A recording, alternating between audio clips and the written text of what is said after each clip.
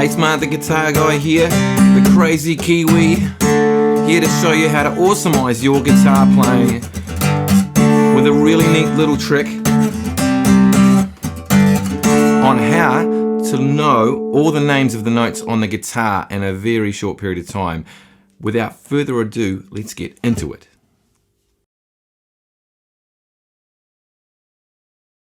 So a lot of the students I have this dilemma of trying to learn all the names of the notes on the strings, and there's so many strings and there's so many notes and they're in a funny order and there's no real way of learning them in a massive hurry.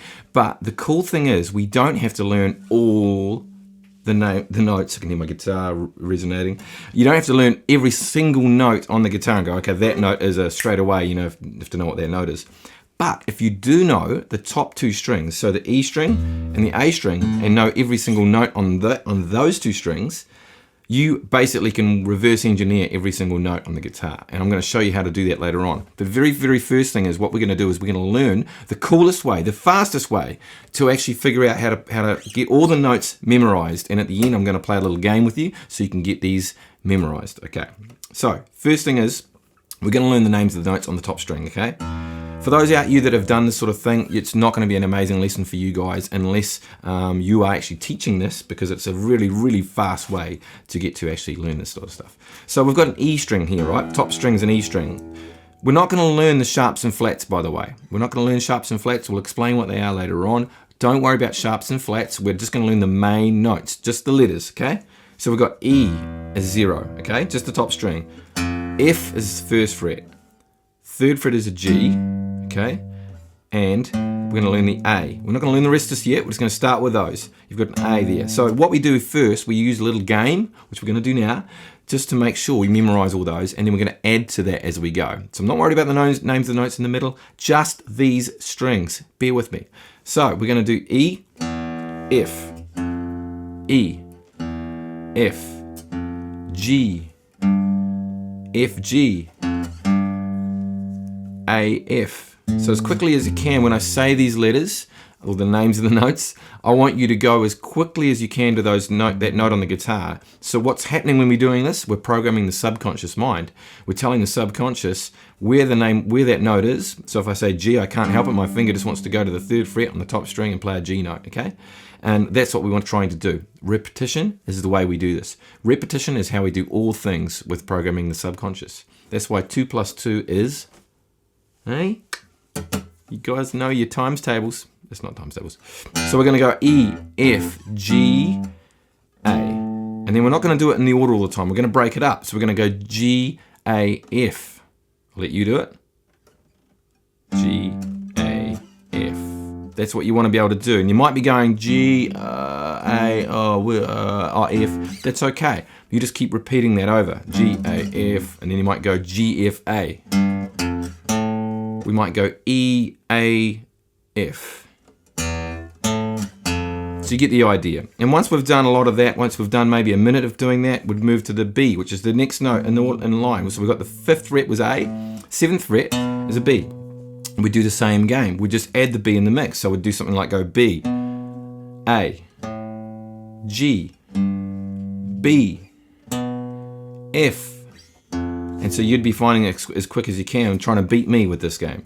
B, F, E. You get the idea.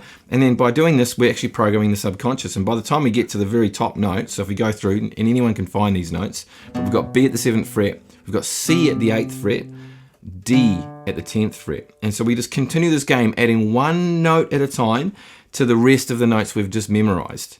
And then we add one more note until the very end, which is D. The next note up from that is E, which is the octave above our original E, so it all starts again, okay? So, and this, by the way, I'm going to admit, this is not going to be the most sexy lesson out of all the lessons we do, but the results of doing this is going to make us able to do so many cool things, which I'm going to show you at the very end of this lesson. I'm going to show you all the reasons and all the ways that this memorizing these notes is going to help your guitar playing massively just by learning 2 strings, okay? So now the last thing we left out was E. The E note is starting at 0 again. It's the E, so therefore the 12th fret, it's the same note as it's E, So right next door to E, remember E, F, so therefore the guitar just starts again. The way I like to tell people with this, instead of remembering that the 13th fret is F and the 15th fret is a, 15th? Yes, 15th fret is a G. You see, I don't even like doing it this way.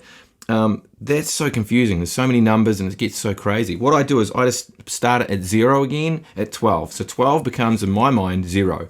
So that I can go 1, 2, 3, and that's 5, and that's 7. I can move my way up the neck and I can find out, like, so if I know that's a B, then I know that there is a B. Sorry, I didn't get it straight away. Didn't prove it exactly right, did I? But there's a B right there at the 7th fret above the 0 there, which I would call 0, which is the 12th fret. Hope that makes sense, because the 12th fret is the dead center of the string, which is why the note is an octave higher, technically. So from that point there, you've basically got all the notes on the top string. Now, we're going to the next string to learn. If you'd only just learnt this today, and this is the very first time you've gone over this, I wouldn't recommend rushing in and learning the next string. Okay, what I'd do is get to know that top string really well and test that out. Maybe let it sit for a week as you try doing bar chords and things like that to it, which we'll show you later on. So sharps and flats. Now, the way I like to think of sharps and flats is sharp is up, like something when you run over something, it's sharp, it's pointing up, and flat is down.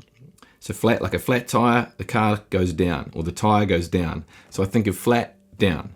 People get confused with minor, major, sharp, and flat. They kind of think of them as the same thing. They go, oh, E flat minor, and they think it's E minor, but not, they forget the flat, or or if it's like, I don't know, if it's like a C sharp, they'll make a C minor instead, and they go, oh no, it's sharp. So don't worry about the minors and majors at this stage. We're worrying about where it is, not what it is. So if I said to you G flat, well, we already know where G is, don't we? The 3rd fret. You couldn't help yourself. We went straight to it. 1 fret lower than G is G flat. So there's no reason to actually go and memorize that that's a G flat. It really doesn't help, because if I'm playing a song and I'm reading a chord chart or anything like that, and I see I'm playing, let's say I'm playing an A, and I go, oh, it says G flat. Well, I just look. I just use my eyes to go look straight at the G, and I just lower it, and then while I'm playing an A, I can actually aim where my fingers start to go for that G flat chord, or if it's G flat minor, whatever the chord is. Same with sharp. F sharp is the same thing. Well, here's my F. By the way, it's the same note as G sharp, G flat. Here's F. One higher than F, one up is an F sharp. Pretty simple. So by knowing all the names of the notes, the main notes on the top string, we can do any chord. So every chord is in there. If someone said, I want you to play me a B flat minor, well, there's B on the 7th fret, we flatten it, and we put a minor chord shape on there for based on an E minor shape or a minor bar chord there. Those can get confusing too, but we'll just go over that again soon. So that's the best way to get those memorized, is just to play that game I played earlier, and we might throw in another game at the end of this as well. See how we're going for time.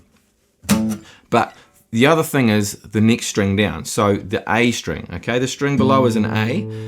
That A string, is the same rules apply. We just learn all the main notes on that string. So for example, A, the 5th string, is 0 is A. 2 frets away is a B. Right next door is a C. And then we've got a D on the 5th fret. And so I do the same thing. I'd go, well, we've got 1, 2, 3, we've got 4 notes there. A, B, C, D, the alphabet, nice and easy on that string. And we just test it out. B, C, B, C, C, A, C, A, D, A, A, C, D, C, A, C, D, C. You see the idea, you get the idea. And then we go, okay, once you've got that kind of confident, we add the E, which is the 7th fret, and we add that to the mix. So E, C, E, A, B, D, B, A, C, E. Or you might do 3 notes, and you get the idea. And then we work our way up. So we've got the F, next door F, and then we've got the G, and the highest note again at the 12th fret, it's A, so it starts again at A. And then you've got all those names of the notes. So you'll see the same kind of concept going on, and hopefully you're still with me. Hopefully you haven't given up on me. And this is, I know, hard work. And it's going to take some work on your end to make sure these are nailed. But now I'm going to show you the coolest thing, and that is how to reverse engineer using octaves to find our chords or our notes. So how do octaves work to start with? And so octaves are literally, if there's my G note, for example, there's my G on the 3rd fret, an octave would be a G 12 frets higher, or 8 notes in a scale higher, which is why it's called an octave. A lot of technical stuff here, guys, and I'm not even worried about technical stuff, and I'm not very good at this stuff, to be honest, but I'm just using my little dumb guitar player brain to figure this stuff out. So here we have a G. The nearest octave of that is 2 strings away and 2 frets away. By that I mean 2 strings lower than that on the D string or the 4th string, and we go up 2 more frets. So basically, if my G is the 3rd fret on the 6th string, it's the 5th fret on the 4th string, and that will be my octave. Now that shape follows its way all around the guitar. So if it was an A octave I wanted to find, I use exactly that same principle and I can find the octave there. Or if I go to a C, here's a C at the 8th fret, there's an octave. I can use that finger or that finger, doesn't really matter in this case with octaves. They're the same note, but one's one higher. And so we know that that note, if we trace it back, we do it the reverse. We can go, if someone said, oh, what's that note there? Well, I do the octave, I go, oh, it's an A. Pretty quick, yeah? So the next octave after that, so we'll go back to our G. Here's a G. The octave, and you can tell the octave because it's the same note again. The next octave on top of that, now you don't need to memorize these, but just memorize the way we got the octave. That's the important part, guys. We now put our first finger on that, on the new octave we just found, and the next octave is the same principle, but instead of 2 strings down, frets across, it's 2 strings down but 3 frets across for this one. And we find exactly the same note again, okay? And so that way we were able to reverse engineer from that note all the way back. Now the reason why this is so cool, if you understand this, because if we apply that, is if we apply it to the next string down again. So if I go to the string below that, for example, in the same position, here I am, and it's a C, right? It's a C. The octave, same idea. 2 down, 2 across is an octave. They're always octaves. They're always going to be the case. Now if I go to that string, the 3rd string, it's the same idea as it was before. It's 2 strings down, 3 frets across. And we've got another octave there. So Mark, how do we use this to figure out every name of the note on the guitar? Well, we reverse engineer. We do the opposite of the octave. So we find the octave and we work our way back. And within a couple of, either straight away or a couple of notes, we're going to find out what that note is. Let's try it out. I'm just going to randomly put my finger on a note, okay? Okay, here's my finger on a note. Now, I don't know what that note is straight away, but if I do the octave behind that, I find that it is a C sharp, because here's my C, there's my sharp. There's my C sharp note. And that's because I know the names of the notes on these two, I'm able to figure out what it is. Hopefully this is making sense to you guys. It's a big lesson, I know. It's a big lesson. But if you can get this, we can figure out any note on the guitar if we need to. And really there's not a lot of times when someone tells us or needs to know what the note is. But I've come across the situation when I've played in big bands and swing bands, jazz bands, concert bands, where someone's like, oh, what is that note? And I'm able to go, because I freak out at first because I don't really know the name of that note. And then I just thought, oh, it's an A.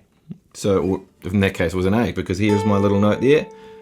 I'm not completely playing whatever finger, I just put my little finger on it, I find that octave, and then that octave, ends up on an A. So it's an A. That note was an A. Kind of get the idea of it. Let's try one more. Bottom string. I'm going to hit a note. Okay. Now you might already know the names of the note. In fact, this is kind of a cheat's way of doing it, but you already know E string here.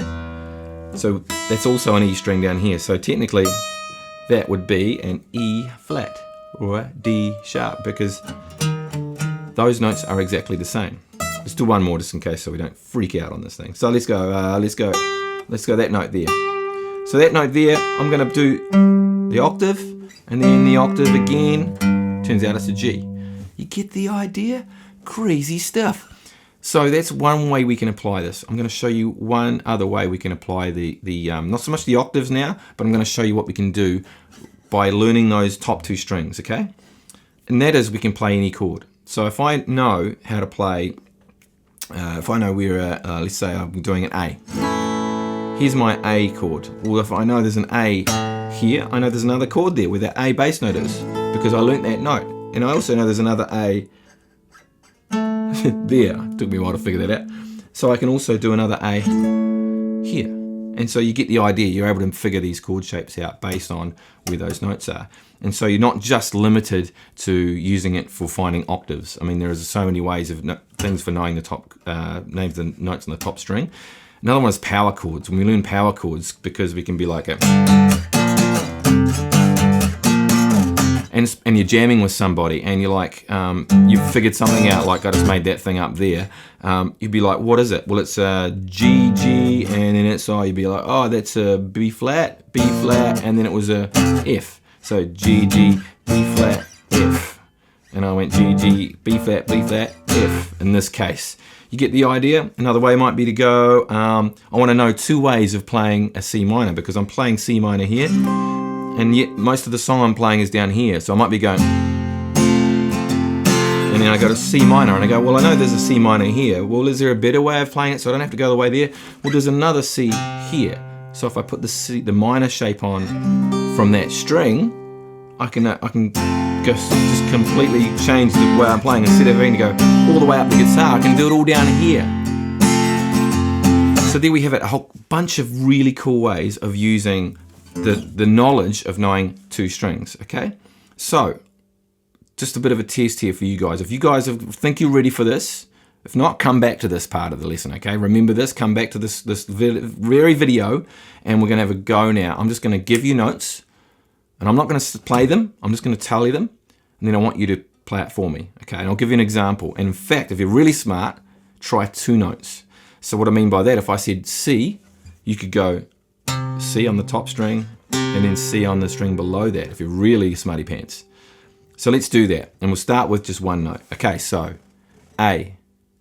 Find 2 notes, see if you can, quick as you can. So you should have one at the 5th fret, and the other one, if you're real tricky, there's another one at the 12th fret. If you don't know that, it's all cool. Now we're gonna shut up. I'm just gonna give you a bunch of notes. This is gonna be a good way for you to test it out. Okay, let's do it. I'm just gonna give you no sharps and flats at this stage. I'm just gonna give you the basic notes. Excuse me. Let's do F, C, G, B, A, F, C, G, E, D, C, C, D, C, B, A, B, D, G, F.